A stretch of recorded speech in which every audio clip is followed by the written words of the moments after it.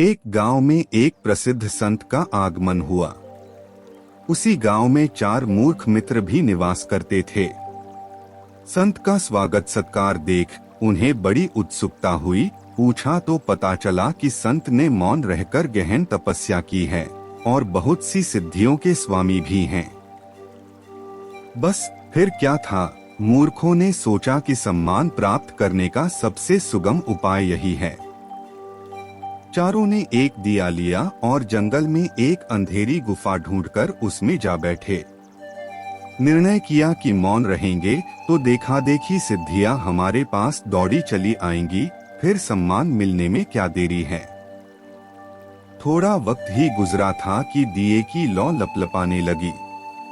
उनमें से एक बोला, अरे कोई दिए में तेल तो डालो। दूसरा तुरंत बोला, बेवकूफ, बातें थोड़ी करनी थी। तीसरा कहने लगा, तुम दोनों मंदबुद्धि हो, मेरी तरह चुप नहीं बैठ सकते। चौथा भी कहाँ शांत रहने वाला था। वह बोला, सबके सब बोल रहे हो, सिर्फ मैं हूँ कि चुप बैठा हूँ। मूढ़ ऐसे ही अनर्थ के प्रपंचों में समय गवाते हैं, जबकि बुद्धिमान विवेक का उपयोग कर जीवन को समर्थ व सुदृढ़ बनाते हैं। एक स्कूल का छात्र था जिसका नाम था सुनील। वह बहुत चुपचाप सा और अकेले अकेले रहता था। किसी से ज्यादा बात भी नहीं करता था, इसलिए उसका कोई दोस्त भी नहीं था। वह हमेशा कुछ परेशान सा दिखता रहता था, पर लोग उस पर कभी ध्यान नहीं देते थे। एक दिन वह अपने क्लासरूम में पढ़ रहा था।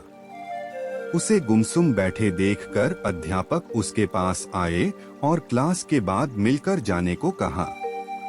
क्लास खत्म होते ही सुनील अध्यापक के कमरे में पहुंचा गया।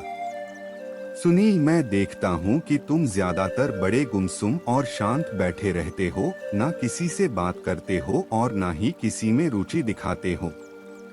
इसका क्या कारण है? अध्यापक ने सुनील से प्रश्न किया।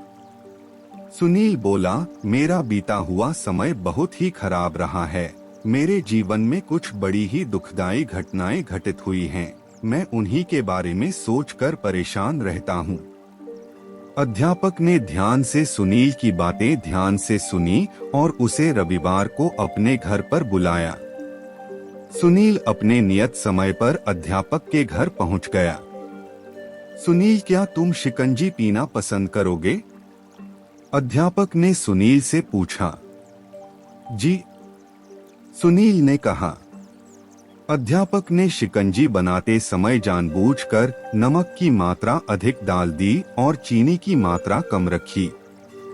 शिकंजी का एक घूंट पीते ही सुनील ने अजीब सा मुंह बना लिया। अध्यापक ने पूछा, सुनील क्या हुआ, तुम्हें ये पसंद नहीं आया क्या? जी, इसमें नमक थोड़ा अधिक पड़ गया है, मुझे ऐसा लगता है। सुनील अपनी बात कह ही रहा था कि अध्यापक ने उसे बीच में ही टोकते हुए कहा, ओफो, कोई बात नहीं, मैं इसे फेंक देता हूँ, अब ये किस काम की।